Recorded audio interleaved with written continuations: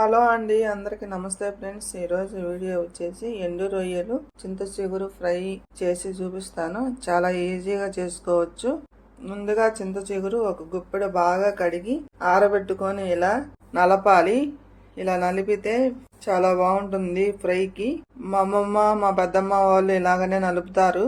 ముందుగా గిన్నెలోకి ఎండు రొయ్యలు ఇలా తీసుకొని శుభ్రంగా కడిగి పక్కన పెట్టేసేయాలి. ముందుగా ప్యాన్ లోకి ఒక గిన్నె ఆయిల్ వేసుకొని ఎండుమిరకాయ ఒకటి తుంచి వేసుకోవాలి.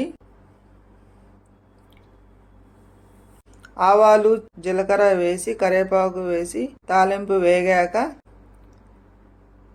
ఒక ఉల్లిపాయ ముక్కలు 2 పచ్చిమిరకాయ ముక్కలు వేసి ఎండు రొయ్యలు ఇలా వేసుకొని కలిపి మూత పెట్టి కొంచెం సేపు మగ్గించుకుందాము. ఇలా మగ్గిన తర్వాత ఇలా కలుపుతూనే ఉండాలి. ముందుగా నలుపుకున్న చింత చిగురును ఇలా వేసుకొని కొంచెం అలా కలిపి ఫ్రైకి సరిపడా ఉప్పు, పసుపు,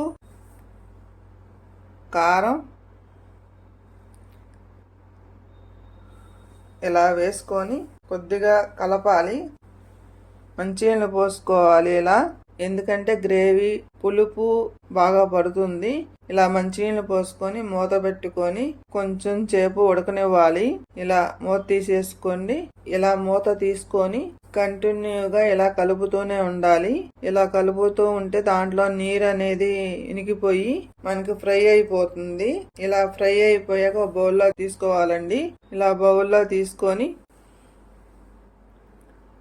కొత్తిమీర ఉంటే వేసుకోవచ్చు, లేదంటే అవసరం లేదు. రొయ్యల ఫ్లేవర్ మటుకు బాగా వస్తుంది. టేస్ట్ మటుకు అద్భుతంగా ఉందండి. వీడియో నచ్చినట్టయితే ప్లీజ్ సబ్స్క్రైబ్ చేయండి.